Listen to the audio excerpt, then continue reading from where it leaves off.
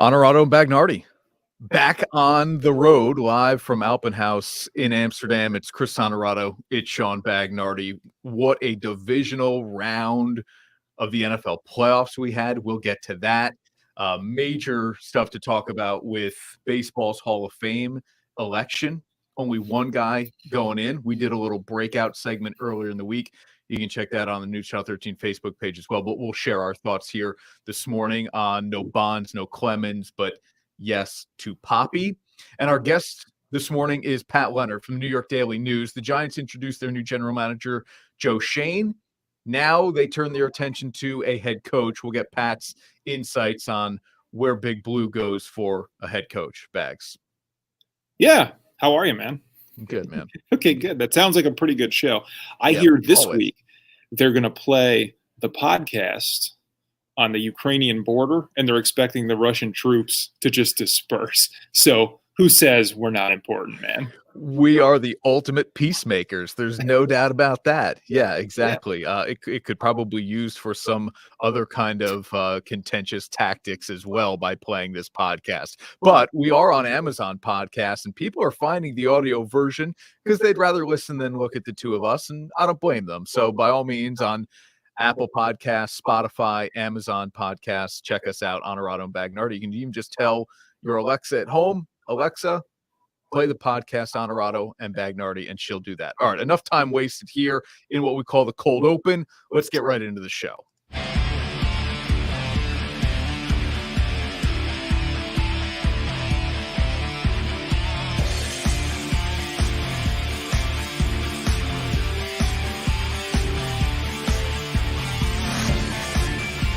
This is Onorato and Bagnardi, brought to you by Alpenhaus.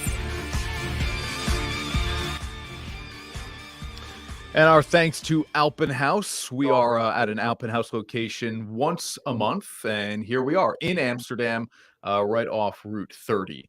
Pat Leonard in 10 minutes on the Giants head coaching search now that they've officially introduced their general manager, Joe Schoen, who is the assistant GM in Buffalo. So maybe all signs point to Brian Dable, the OC in Buffalo. We'll get Pat's take on that. But Beggs, what a divisional round we had. I don't know that it's worth rehashing right now, but you know how I felt about how the Packers went out. Pathetic performance.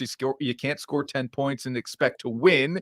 I don't care that the mistakes on special teams were catastrophic. You have to allow for some margin of error, and 10 points doesn't do that no matter how drastic the deficiencies of the special teams unit. Yeah, and in that game, people want to make everything about the big two special teams plays, including the block field goal at the end of halftime there. But let's not forget they shouldn't even have been in that position to be able to kick that field goal. So that one I kind of throw out. But, yeah, man, I mean, special teams are a big part of the game, but you're right. It wasn't all that. And, even Rodgers said it, you got to score more points. Yes. You've just got to. It almost felt like they were playing a road game, and it was like the bitter cold and everything just didn't seem to fit for them when I would have expected the opposite. I would have expected them to thrive better in that environment, and they just never got it clicking. 7 first downs on their final 6 drives. Just doesn't get it done. Brenda, good morning to you as well. Thanks for hanging out. Carol's watching. I don't know that we could say we're staying warm. We're trying. And it was great to meet Carol the other night when we did our show live from the bunker in Clifton Park. We got to celebrate all of our Pick 6 vodka winners this season. Jason Pulaski's one of them as well. And so is Sam. Great to see you guys on today's show. As always, you want to weigh in? Facebook, Twitter, comment along, and we'll pop it up here throughout the show. So are you ready to quit the morning show yet? Because I texted you in the fourth quarter. Did you think I was going to be awake? Yes. Yeah. Bills Chiefs. Yeah. I mean, I tell you the fourth quarter, I'm texting Chris, Romo's head's going to explode. This is unbelievable. And then I realized that he's not getting back to me. He's sleeping. He is missing this game. You missed the greatest ending of a divisional game ever, one of the best playoff games of all time, and you're sleeping because you got to get up and go to work.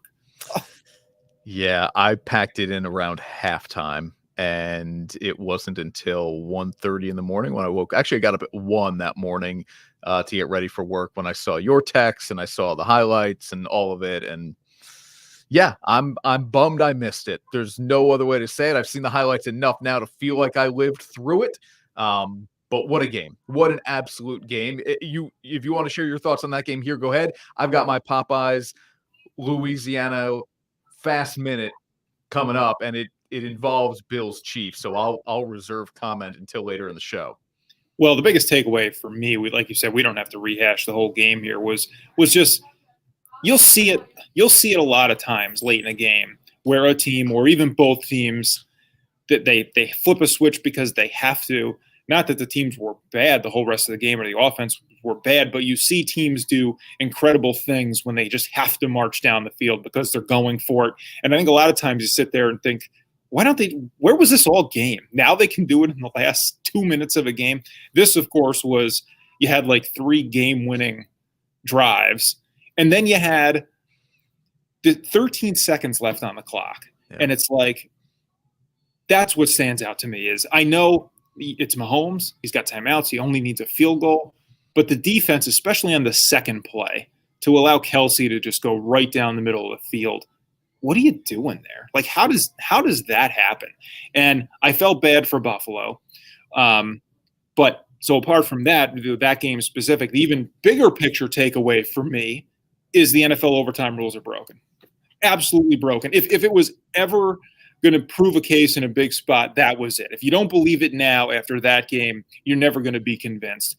How Josh Allen and the Bills don't get a chance. And I'm not a Bills guy. I'm a Jets fan. I was rooting for Kansas City to win this game. Yep. Josh Allen, the Bills offense, deserves to be on that field, deserves to get their chance to tie that game, despite the fact that they blew it at the very end in the last 13 seconds. I mean, how can you say it shouldn't be 1-for-1? Because you mean to tell me if Buffalo doesn't win that coin toss, they probably don't go down and score the way things were going? And maybe.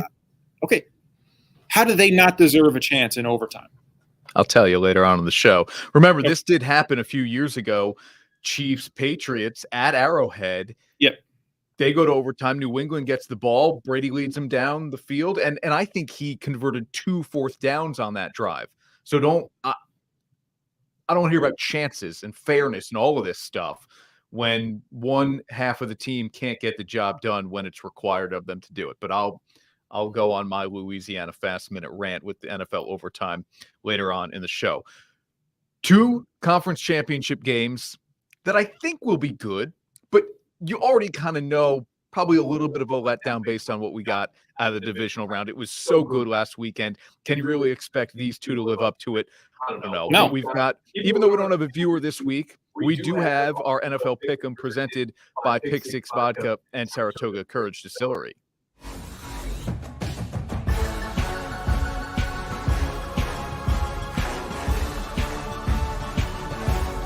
And now, your weekly NFL Pick'em, presented by Pick 6 Vodka.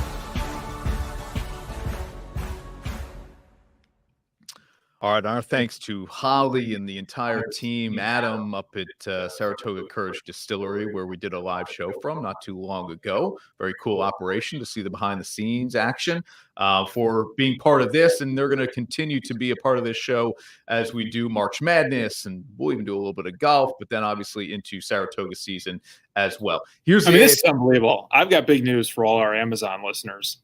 We got graphics you got to go see. We appreciate you listening, but our guy John at the TV station, look at this graphic. I know. This is next level stuff. Yeah. I got Patrick Mahomes right here. He absolutely kills it. And all we do is send him an idea.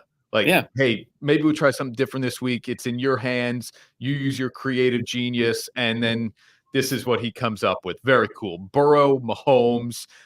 This one to me is the must watch of the 2. I'm obviously interested in the 6:30 game, but if I can only watch one, Bags, it's this one for me because I think it's going to be a high scoring affair, an absolute shootout.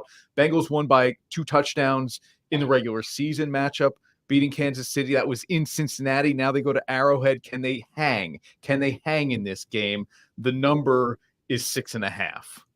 Of course they can hang because Kansas City's defense isn't good enough, period, for really most quality teams to be able to hang if they're able to go out and play halfway decent. But we know Joe Burrow can do that. We know this Cincinnati offense can do that. So absolutely they can hang.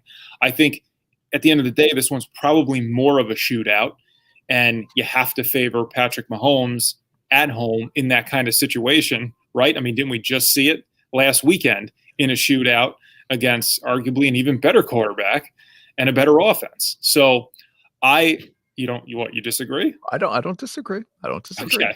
Okay. So yes, why would I pick against Kansas City after what I just saw? I mean, if Buffalo didn't go get them, I don't think Cincinnati's going to be able to. Nick says, "Who dey? We're going to win this. We're going to the Super Bowl." Yeah, they the team going home this week. You know what? Pause for more incredible graphics, thanks to our guy John Conlin. The NFL Pick'em presented by Pick Six Vodka. I'm with you here on Kansas City. I think it's close. I don't have them covering the spread. I've got Cincinnati. If you're going to give me 6.5, and in a lot of sports books bags, it's 7 or 7.5 points. I'll take those points and put them on the Bengals to cover, but not to win. You've got the Chiefs here by a full touchdown and an extra point, for that matter. It was a 13-point game in the regular season between these two sides. Chase went for like 266 and Burrow threw for a ton of yards and touchdowns, and it was insane. And I do think the Chiefs defense will be a little stiffer at home, but I'm with you. I think they hold Cincinnati under 30 this time around, and that ends up being the difference, because this feels like a game first to 30 wins, don't you think? Yeah, I do, and that's, I mean, obviously we're both in the same ballpark there with our predictions on the score. We're leaning higher scoring, but at the end of the day, the Chiefs just. But look, if this one is close and it's within a field goal late or 4 points, and it's Cincinnati with the ball last, and things play out a little bit differently with just who's going to have the final possession, am I going to sit there and think that they couldn't go down and score and win the game? No. So, but I just feel like the way it will play out will be in Kansas City's favor. The over-under on that game, for everybody who's loving the mobile sports betting in New York, 54.5. We both are taking the over. Yeah. Based on that number. Man, you did that quickly in your head. Yeah, on my hesitation, I thought, wait a minute, was my pick? Okay, yes, that is over. Here's the NFC Championship game, Niners-Rams in LA. San Francisco owns the Rams lately. I mean, they have their number, and they beat them the last game of the regular season, took overtime, a game that the Niners really kind of needed. But Stafford's hot, and this Rams offense is firing on all cylinders, while the Niners kind of survived in Dallas, like almost gave that game away the way Garoppolo turned the ball over late, and then barely get out of Green Bay, obviously. I mean, really almost had no business winning that game. But here they are in the NFC Championship game against a team that they play very well against.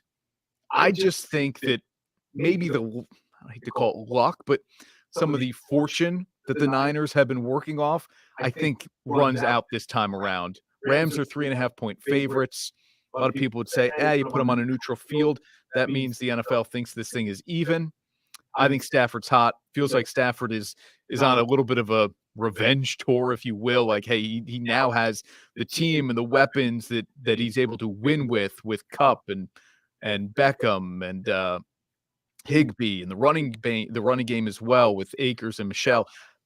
It just feels like this is the Rams. And to be completely transparent here, I did pick the Rams at the beginning of the season to win the Super Bowl, so I might as well ride them here.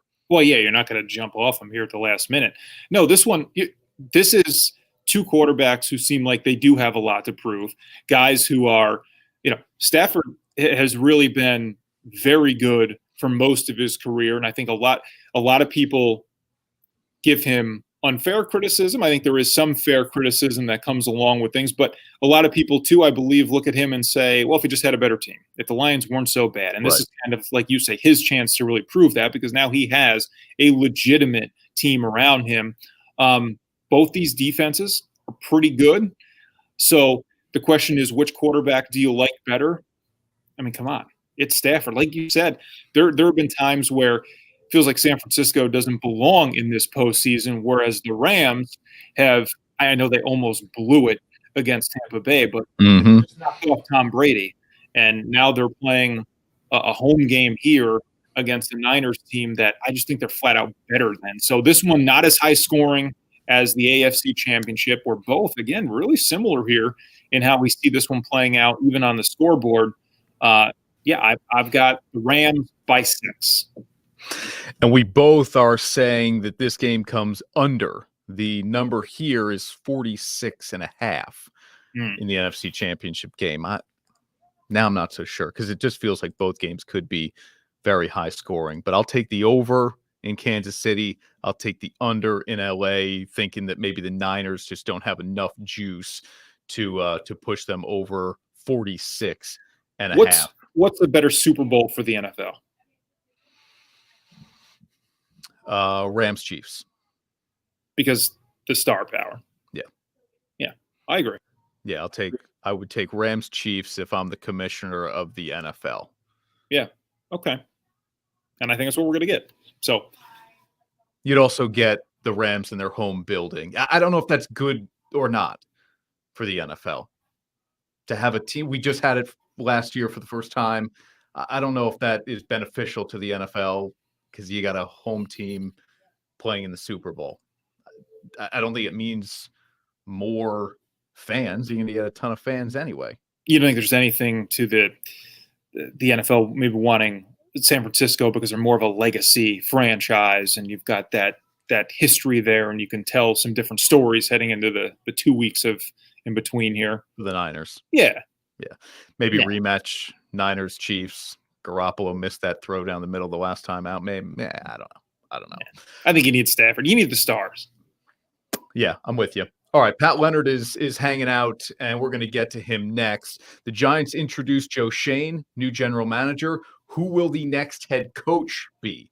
Pat Leonard from the New York Daily News next, right here on Onorato and Bagnardi.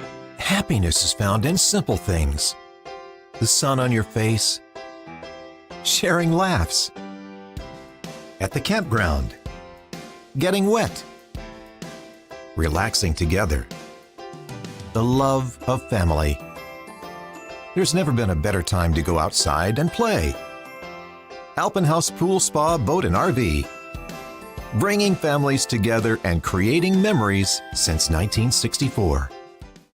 At Marcella's Appliance Center, our commitment is to you, providing essential appliances that families depend on for cooking, refrigeration, cleaning, and sanitation, plus appliance repair. You can have peace of mind that Marcella's is here for you today and every day, like we have been since 1957, helping you make the right choice with trusted brands like Whirlpool, Maytag, KitchenAid, Genair, and many more. Shop Marcella's Appliance Center in-store, online, or by phone. We're here for you. And now, back to Onorato and Bagnardi. Brought to you by Alpenhaus. All right, Bags, let's go. Breaking news here out of the NFL. Ben Roethlisberger has officially retired. Not a surprise, but it is official now that after 18 years with the Steelers organization, Big Ben, a Hall of Fame career, is now done in Pittsburgh. Yeah, look, good. I mean, it's time. I've never been a big Ben Roethlisberger fan, as you know. Yep. But it was time anyway, right? So it'll be interesting to see now how that franchise can really move on. You know, the last thing you want is somebody to stick around when you maybe want to move on and they stick around. I mean, I think you're familiar with that a little bit. So yes. Are you not? The Favre crack, huh? Okay. Yeah, a little bit of a Favre. Yeah. All right. Does hiring the Bills assistant GM mean that they will then hire the Bills offensive coordinator, especially after 83 points in 2 playoff games for the Bills, and that is Brian Daboll. Let's bring our guest into the conversation here, Pat Leonard from the New York Daily News. Pat, you were obviously at the press conference with Joe Schoen yesterday. Thanks for taking the time, man. Did you glean anything from that presser that leads you to believe he already kind of knows who the next head coach is going to be? Thanks for having me, guys. What I gleaned about the head coaching search, it was interesting. Joe Schoen got asked a question about Brian Daboll, and the head coaching search. And he brought up unsolicitedly Dable, Dan Quinn, and Brian Flores as the three names, guys he knows and likes. My understanding, I talked to several league sources yesterday who believe that Dable is the favorite to be the Dolphins' next head coach. Now, they were expected to be the main competition for the Giants the whole time for Dable. My understanding now, it almost feels like it's heating up. I don't know if a bidding war is going to happen here, but Dable obviously has support in both buildings. But my understanding, the people I've talked to believe he's going to land with the Dolphins. He coached Tua Tagovailoa in college. One interesting nugget I did hear is that if Dable were to be hired by the Giants, or if the Giants were to swoop in and steal him, Wink Martindale, the fired Ravens defensive coordinator, would be his DC coming to New York. But taking the Dolphins job, candidates are being told in Miami that they will inherit Josh Boyer and the defensive staff there.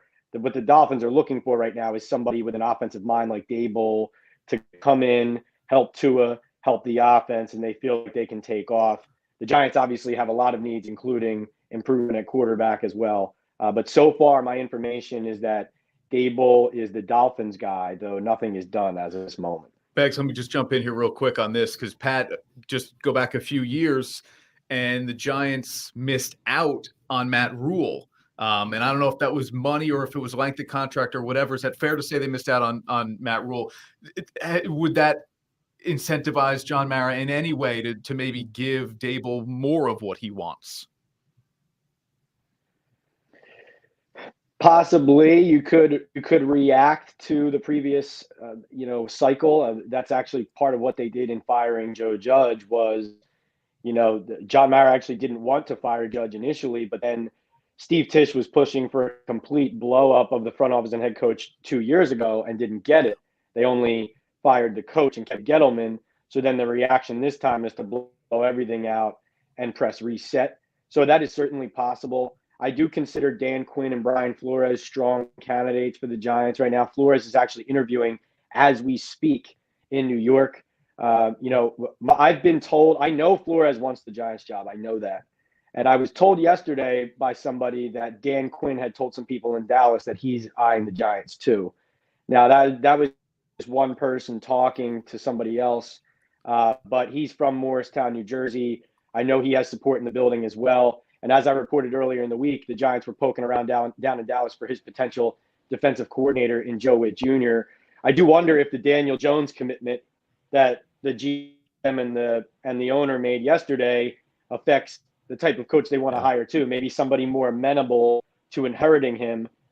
That could be Quinn rather than Brian Flores, who's known as a strong personality. Yeah. So Pat, as we think about the who, I'm curious about the what. What do you think they need most out of the head coaching position? I mean, somebody who's going to come in and be different, of course, from Joe Judge. Where is the difference there of what they had and where they needed to improve and what they really need to bring in? I think that's a great question because so look at Brian Dable, for example. Yes, you see alignment with the general manager, which is something Joe Judge and Dave Gettleman did not have because that's how the Giants did it. It was like an arranged marriage. Dable, though, also is a former New England guy. Now, he's not known as a taskmaster cracking the whip like a Joe Judge or a Brian Flores, but he still comes from the do your job mold. So how much of a change is that from the CEO big chair running the entire team? That said, to answer your question, what they need most is competent offensive football. And Brian Dable, you would think, gives you that more so than whoever Dan Quinn and Brian Flores are bringing in. I don't know who Quinn and Flores' OC would be with the Giants at this exact moment. I'm actually working on that right now. I said that's a great question because that's kind of where we are right now is if you're going to create the graph and the chart of like comparing what the best hire is, you need to know those things, right? So you're asking the absolute right questions. Dable's intriguing. I think John Mara and the Giants, though, they do need and want somebody that they can envision standing at the podium and representing their franchise and looking like a leader who's going to turn around, let's just face it, a lost franchise. And so I'm not saying Brian Dable can't be that, but there are people who think that Brian Flores and Dan Quinn, as former head coaches and also with their personalities and makeup, could be that guy. Okay, Pat, you've got 2 picks in the top 10. What are the Giants doing here? Maybe not specific names, but where are the greatest areas of need for this team that they can address with 2 picks in the top 10?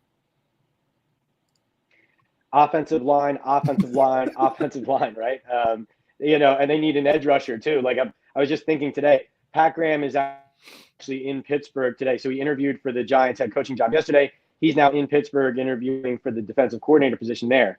Can you imagine Pat Graham sitting down with the opportunity to coach TJ Watt after what the Giants have given him at edge rusher? But so that's a huge area of need. I would expect, here's how I feel right now. I think they will use their 5th pick or their first pick on an offensive line. I think there's a good chance that they trade the 2nd pick or at least look into trading back to accumulate more assets and to also maybe even accumulate more next year when they actually might be looking for a quarterback. So they still could use the 2 pick. I mean, Evan Neal, the tackle from Alabama, I would say he would be their pick. But right now, there's people mocking him number 1 because this isn't a stellar quarterback class. So he might not even be on the board. There's the tackle from NC State who actually could end up landing with them as well. So my initial thought at this exact moment is offensive tackle, 1st pick, trade the 2nd pick, but certainly a guy like Kyle Hamilton from Notre Dame at safety and any edge rusher are guys they need to consider. What kind of impressions are you getting as far as what you would expect the relationship to be between leadership and the new head coach in terms of personnel decisions, and how heavily involved do you expect the new head coach to be in deciding what kind of players come to the team, and of course, in particular, the future of Daniel Jones? Well, that's an interesting dynamic of this because by naming Daniel Jones their quarterback before hiring a coach. Now, granted in the NFL, anything can change, but John Maris sounded pretty confident, let's put an offensive line around this guy and evaluate for 1 more year. And doing so before you hire a coach seems to indicate and reflect how this operation is going to go, which is that the coach, and John Mara did say this, the coach is going to report to the GM, and that's how he wants it to go. And the Giants are reacting in a sense to that at the end, the Dave Gettleman, Joe Judge relationship wasn't one at all, because frankly, Judge was hired to run a process that didn't vibe with the way Gettleman was running things. And so in the end, it was they didn't see things the same way. They weren't on the same page. So this is going to result in the GM being the final decision maker on all these things. Now, that can be a great thing if the person you hired, has a great personnel track record, which Joe Shane does. But you and I both know that head coaches, they want to be able to help pick those groceries, as Bill Parcells always says. So I think it's going to be collaborative, and that's what the Giants are saying. But certainly it sounds like the head coach is going to have to show deference to the general manager on those things. Okay. Pat, let me get you out of here on a couple of things. Your picks for this weekend in the championship games. Am I picking against the spread or straight up? Just go straight up. Okay. I'm going to take the Chiefs and the Rams. The Rams were my Super Bowl pick preseason. I did have them playing the Ravens, though, so 1 for 2, I guess, isn't bad. Von Miller has been such an X factor to me with the Rams. I don't know how you guys feel, but I feel like he looks like the old Von Miller. They basically let him rest and turn it up in the playoffs. I think that the Bengals-Chiefs game, though, will be closer than people imagine. I do think the Bengals are going to score in that game, but I guess that's no breaking news after watching the Bills and Chiefs trade scores every 5 seconds, right? I had the Rams at the beginning of the season, same as you, except I had them beating the Browns. So that'll tell you where my head was in the AFC this year. Not good. Yeah. Last one, and I'll let you. Hey, well, you had Odell playing in the game. You had Odell playing. Yeah. In the game, right? Oh, yeah. Exactly. Yeah. I'll let you get out of here on this. Which quarterback won't return to the same team next season? Rodgers, Brady, or Wilson? Or you can go all the above if you want to get fun and weird with it. Oh, that's a great question.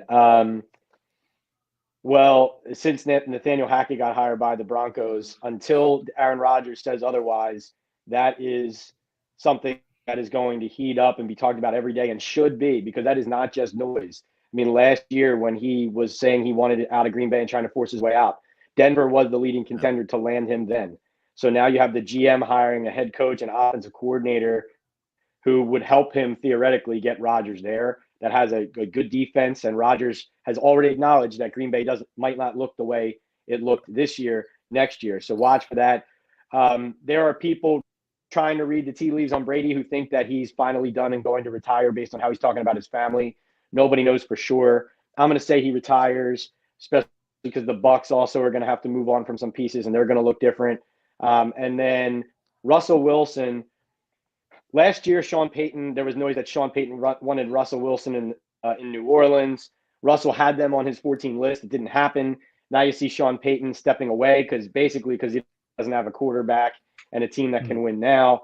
I think Wilson's options are reduced and that he stays, but there are teams like the Philadelphia Eagles I would put right at the top that are hungry for a trade for a guy like that. Obviously, Deshaun Watson's there too. I lean towards Russ staying in Seattle, but I say watch the Eagles. Watch teams with a lot of cap space and assets like that. Okay, so maybe 2 of the 3 on the list here, gone. Bags, you got one? Yeah. Well, no, I just got one last question here for Packwood. Give us one big positive Giants fans should be excited about moving forward. Is there one? The thing you're most excited about for them?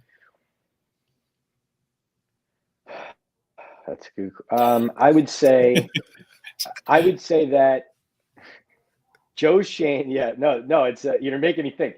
So what I felt from that press conference was that Joe Schoen isn't going to rattle the cage.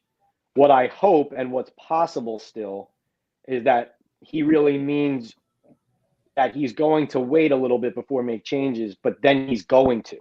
And he picked a great quarterback. He helped pick a great quarterback. That's probably the biggest positive, that the Giants more than likely are going to be on that search, and that they have a guy in the building who was a huge part of selecting Josh Allen. And that's a fact. He wasn't the GM, but he's a huge part of that. But I think his personnel background, his ability to help assemble a roster for a Bills organization that hadn't been in the playoffs in 17 years. But that is all kind of conjecture at this point that it's going to turn out that way.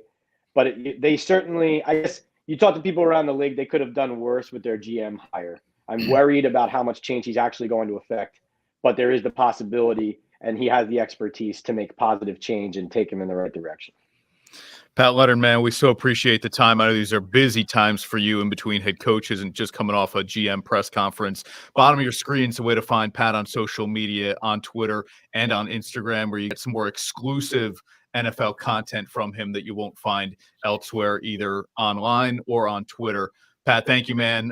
Let's catch up again soon. I know it's usually a long break between me bugging you on text messages, but I appreciate you always saying yes, man. Thank you. Oh, no, thanks for having me, and let's do it again soon for sure, because with that Hackett domino falling, usually a few come after that and things get rolling. So look forward to it again Pat soon. Leonard from the New York Daily News. Thank you, buddy. Bags, we've got a little bit of sound from the press conference yesterday. We'll play here coming up on today's show. You get a little bit of a window into what Joe Schoen is thinking. As a matter of fact, I'll just do it now. Here was his comment on the quarterback, Daniel Jones. There's not anybody in this building that said a bad word about his work ethic, passion, desire to win. And I think you got to have those traits as a quarterback. And the kid has physical ability. He's got arm strength. He's athletic. He can run. So I'm really excited to work with Daniel. And again, when the new staff gets in here, we'll build an offense around Daniel to accentuate what he does best. Okay. So does that mean drafting offensive line, as Pat Leonard suggested? Maybe. Look, they spent money this past offseason to try to get Jones some more weapons. Galladay just couldn't get on the field. Sterling Shepard's never healthy enough to play. Barkley's not the same guy, and maybe it's because he's running behind an offensive line. I don't know, but what they tried to map out as a competent offense just didn't play out that way. No, and I get what Pat was saying. I just question, though, because Daniel Jones hasn't proven anything yet, really. Hasn't proven that he can be the guy. Yeah. So if you bring in your new head coach, and as you try to change the franchise from the top down, and the head coach is a big part of that, and the new head coach comes in and says, yeah, I don't think he's the guy, or I have another guy in mind, then I just wonder how quickly does the narrative change there? And I guess we'll see. But look, if they build around Daniel Jones, I think he's talented enough to have an impact in this league and be a starting quarterback in this league. So maybe they give him this chance, and then things do start to go the right direction. But I'm not convinced on him being the guy. And I just don't know that if a new head coach comes in and says the same thing, that a new GM would want to stick with that. All right, here is Shane on what he's looking for in the next head coach. You got to be able to lead the team. I think you have to be able to put together a good staff. I think it's imperative that you have coaches that have coached in the NFL, that have a proven track record. I think you got to be able to develop players. We have 11 draft picks. It's going to be important that some of those young players may have to, be major contributors for us in 2022. So the willingness to play young players. I think intelligence is important. I think being progressive in your approach to coaching, whether it's with analytics, when to go, when not to go. I mean, it just sounds more and more like Brian Daboll is the guy, or at least he wants Brian Daboll to be the guy. I think he wants an offensive-minded coach, from what I'm hearing. But to what the coach has to do? He has to win games. Period. That's I get it. Yeah. But these are the elements that go into winning and having a great quarterback. A lot of coaches can just step into a situation, they got a great quarterback, it falls into place. The Giants don't have that. I'm with you. I think Daniel Jones can be good enough, but he's always going to be a middle-of-the-pack QB for me. He's not going to be a top 10 quarterback in this. How often do those middle-of-the-pack quarterbacks win Super Bowls? Only very Trent Dilfer? Yeah, and he was and he had the best defense ever, one of them. So they get to the Super Bowl. Like Garoppolo to me is a middle-of-the-pack quarterback. He got San Francisco there. He also had a great defense. They occasionally get there, but it's rare. And more, the quarterbacks that win the Super Bowl, you got to take Brady out of it, are the guys on rookie contracts. And the Giants are running out of time on Daniel Jones' rookie contract. 2 years left on that before they'd have to make a decision. They have to make a decision this offseason about his 5th year. But before they'd really have to pay him significant money that might hinder what else they can do within the salary cap. Yeah. All right. How close was it this year in our NFL Pick'em? One game. Yeah, you just couldn't do it in the end. Last week, 1-3, and it was enough to tie the viewer. The viewer had a bad week, so you had your chance to go out there and make up the difference. You just had to go 500 to at least earn a tie with the viewer, and you couldn't get it done. Terrible. We're not going to talk about my numbers. It's like me punting at Lambeau or something like that late in the game trying to win. All right. When we come back here on Onorato and Bagnardi, still have the Popeyes Louisiana Fast Minute to come and the discussion on who didn't get into the Hall of Fame. We'll share our thoughts on Bonds and Clemens missing out on Cooperstown in what was their final year on the ballot. That's next year on Onorato and Bagnardi, live from Alpenhaus in Amsterdam. If you're overweight, if you snore, don't wait for your next physical to find out you have sleep apnea. It could cost you your job. Call Dr. Frederick Dreyer at the Integrative Sleep Center for a game-changing alternative in sleep apnea treatment and get a good night's rest. Teams, athletes, organizations. We're transforming the custom apparel industry through product and purpose.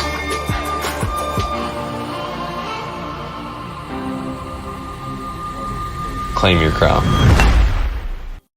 Wondering what to do now that your Philips CPAP was recalled? Dr. Frederick Dreyer has a safe and effective alternative treatment for sleep apnea. Just pop it in and get a good night's rest. Keep your quality of life. Call the Integrative Sleep Center today. We work with all insurances.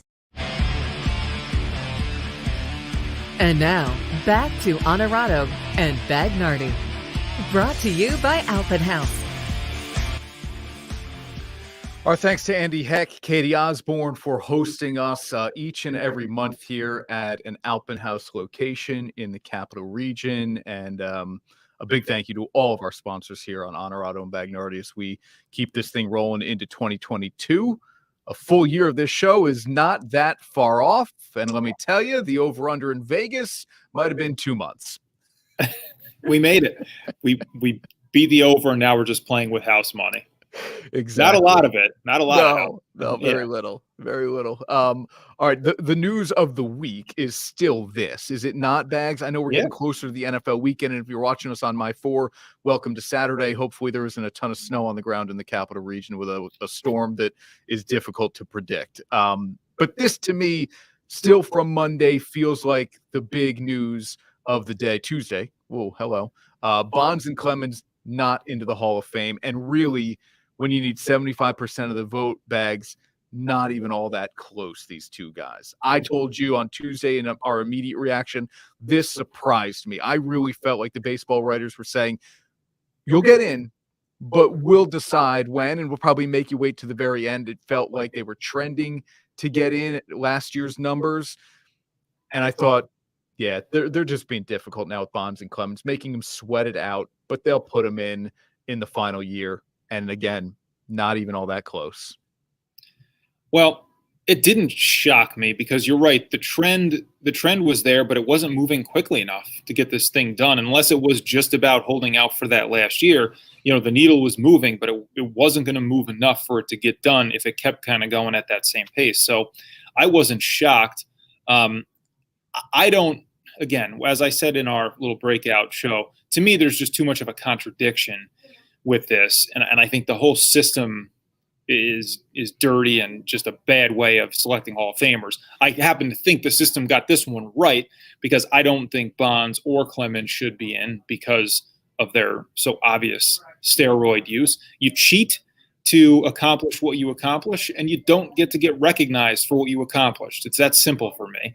And these guys were cheaters. Barry Bonds has set baseball is more stat-driven than any other sport. It's a sport that focuses so much on the numbers, and it falls in love with its great statistics. And the greatest stat, the coolest stat in the sport is home runs. And Barry Bonds ruined both of them. He ruined the career home run number, and he ruined the single-season home run number because certainly the single-season one is just never going to be attainable. Right. And the career one, I mean, you just have to play forever.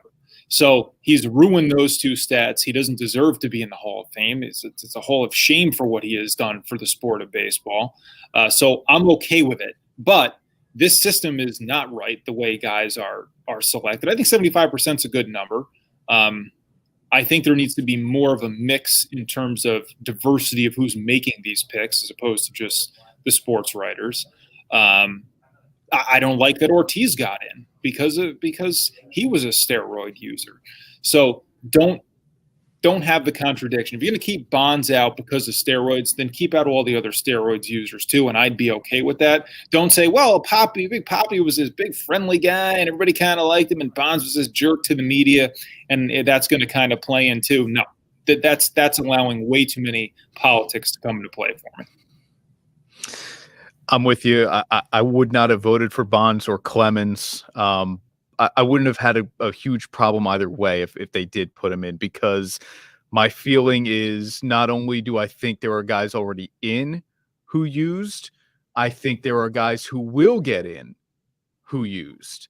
A-Rod got 34% of the vote. That number surprised me. I thought this guy has no chance. He was suspended for an entire year for testing positive for PEDs, and he gets 34% of the vote. So I'm not saying he gets in eventually, but I don't know. It doesn't feel all that out of the realm of possibility, and maybe it's simply because A-Rod went on national TV and he apologized, and he's become a little bit more of a likable character in a lot of ways. That's the stuff that shouldn't matter. I get it. I know that. Yeah. But these are humans voting, right? We don't have automatic benchmarks. Yeah, if I said this guy hit 500 home runs, he's in. Only Sosa, Palmeiro, McGuire, and Bonds. A-Rod will be another. It's a handful now of 500-plus home run guys who aren't in, won't get in, or 300 wins was automatic.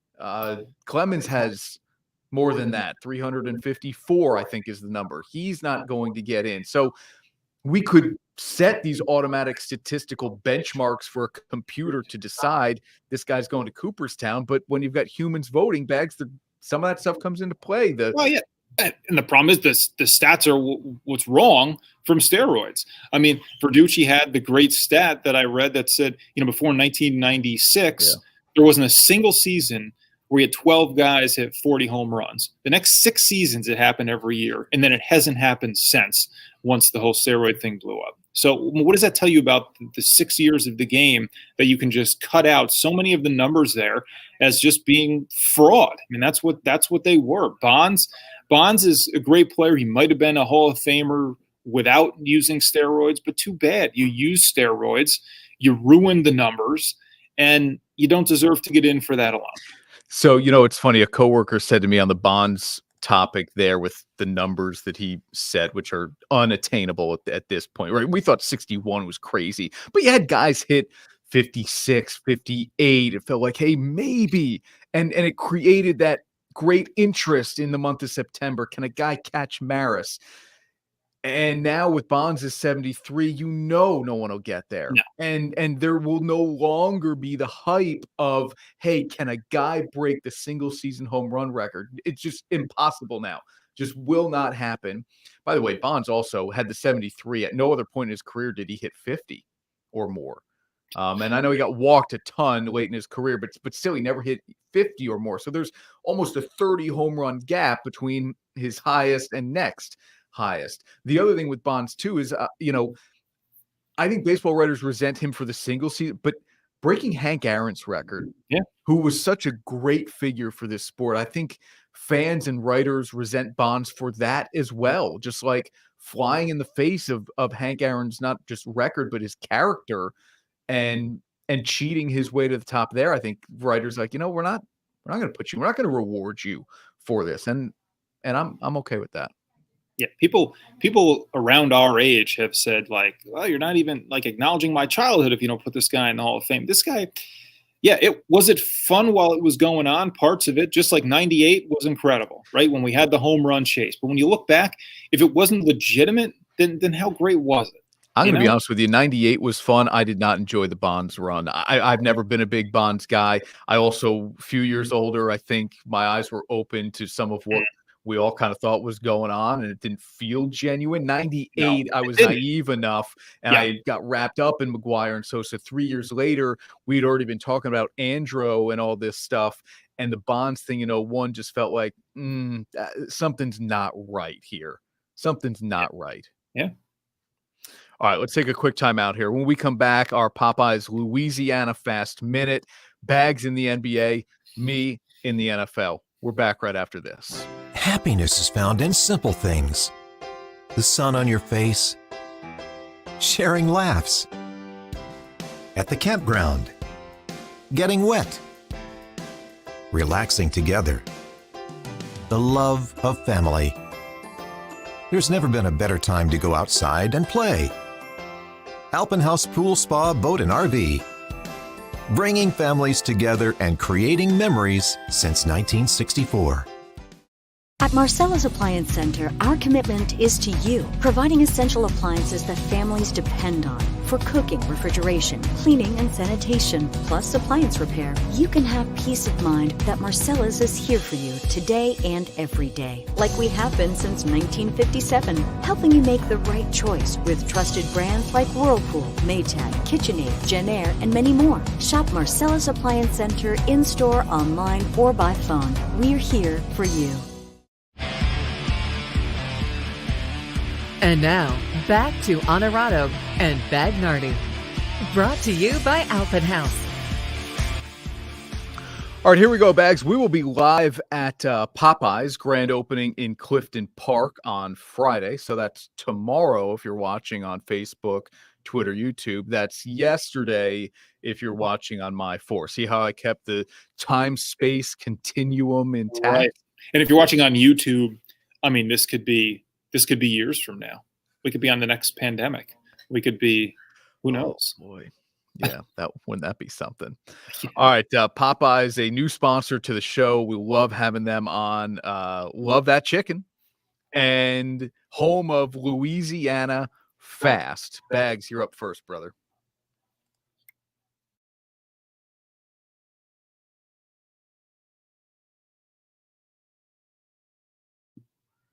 All right, I'm going.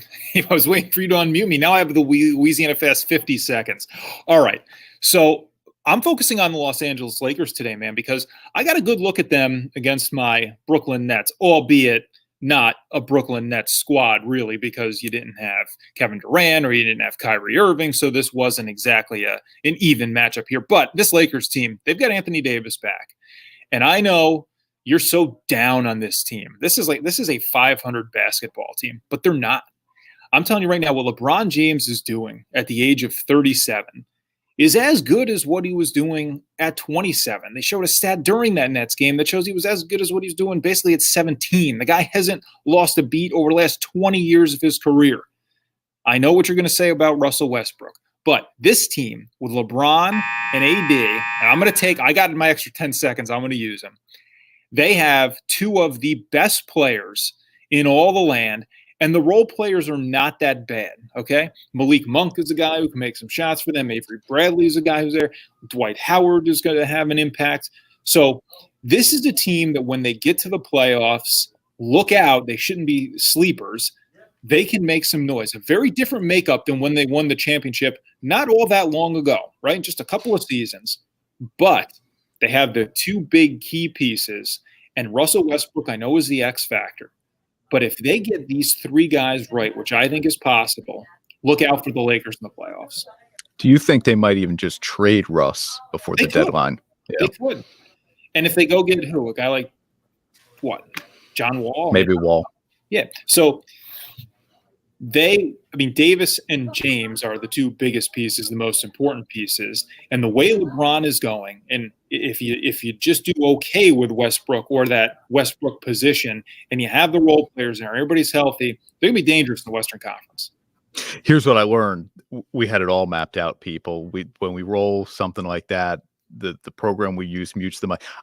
I realized I can't do it. I thought I could, but I can't tell. It was telling me different user has to unmute the mic. So that's on you next time. Unmute me. It wasn't going to let me. Okay. All right. Normally you can. So I was waiting. But it will let me mute you. See that? Oh, you can't do that. I like that feature. No. All right, here we go. My Louisiana Fast Minute. I have no problem with the NFL's overtime rules and period.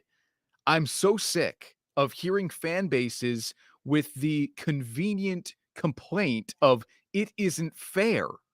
The Bills scored the go-ahead touchdown with 13 seconds left and couldn't keep Kansas City from kicking the game-tying field goal. The Bills had two different leads, Bags, in the final 2 minutes, and they couldn't hold it. This isn't about a coin toss and some stroke of luck leading to Kansas City winning in overtime, or what happened 3 years ago when the Patriots went to Arrowhead and did the same very thing, win the coin toss, Brady leads them down and into the Super Bowl. This is about putting together the complete game. And if you aren't able, you have chances in regulation to win. And if you can't do it there, I don't want to hear about what's fair and what isn't fair. The Bills had opportunities to win this game. They couldn't do it. It comes down to a coin toss. That is now on you. And I'd say the same thing for the Chiefs if they were crying about this overtime rule. If they lost because Josh Allen takes it 75 yards on the first drive of overtime, and that's it, I'd say the Chiefs, you shouldn't have let it come down to a coin toss. This is the rule. You don't have to like it, but I don't want to hear you cry about it simply because your team was a victim of it. Now, if they change it this offseason, I'm good with that too. But I'm just so sick of the overreaction to this rule when we know what it is. It's not like it surprises us. Donovan McNabb going, I didn't know we could end in a tie. You know what the rule is. Keep them from kicking a field goal with 13 seconds left when they start the drive. That's it. Wow. That was the Louisiana slow minute. My opinion on this I feel like I just want to, when I think about you, I want to like quote Joe Biden on a hot mic from this past week. That's how I feel about you on this one. The game is about fit. The whole idea of sports is we have these two teams. We're going to put them on a field or on a court or on a ice rink, and we're going to play within the same set of rules. It's fair. Everybody knows the rules. You go out there, everybody has an equal chance. May the best team win. That's what we like about sports. It's rooted in fairness, or it doesn't work. I mean, that's what we love about it, is that each team has the equal chance. May the best team go out there and win. This is not fair because it isn't equitable. You can't say we've got all, I don't care what happened at the end of regulation. See, that's, you become, when you start looking at is overtime right or wrong, and you start having to analyze every regulation ending, then you're missing the point.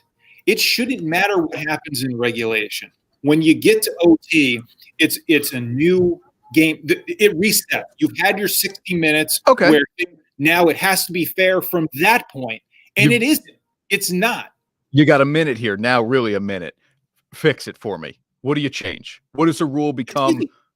It's now single overtime. There's no clock. It's single overtime. You kick off. You're basically college, except I'm not starting a team at the whatever yard line. I'm just kicking the ball. You go. If you go down, score a touchdown, the other team gets the ball. Now they can go down. If they score a touchdown, you go to double overtime.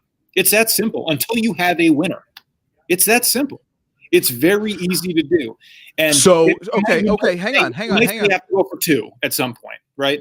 But that's it. I'm team A, you're team B. I go down, I score a touchdown. You're team B, you go down, score a touchdown. My next possession, I kick a field goal. Is the game over? Nope.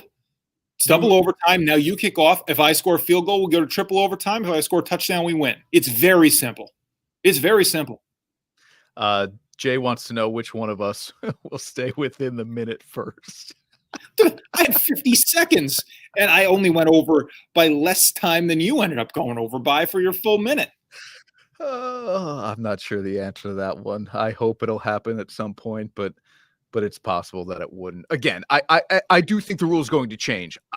I'm not telling you I love the rule. What I hate is the people who jump on social media and complain as if they had no idea this might be the case.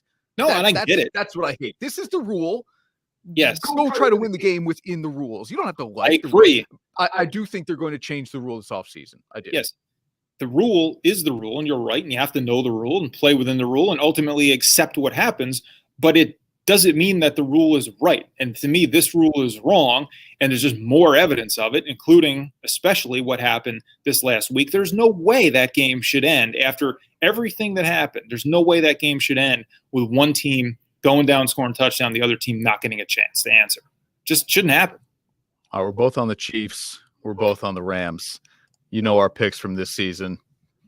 Not encouraging you to bet, but you understand what side of history you'd be on by picking against us. I'm sure that's the way it has rolled on Onorato and Bagnardi this season. Hey, Friday, 10:30 live from Popeyes, grand opening in Clifton Park. Thanks to Alpen House for hosting us again this week.